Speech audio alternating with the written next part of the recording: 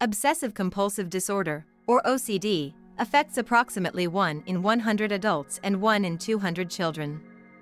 It's characterized by persistent, unwanted thoughts, obsessions that lead to repetitive behaviors or mental acts, compulsions. These compulsions are often performed to alleviate the anxiety caused by the obsessions, creating a cycle that can be incredibly distressing. Research shows that OCD can manifest in various forms, from contamination fears to intrusive thoughts about harm. Interestingly, it's not just about cleanliness or organization. Many individuals experience hidden struggles that are less visible.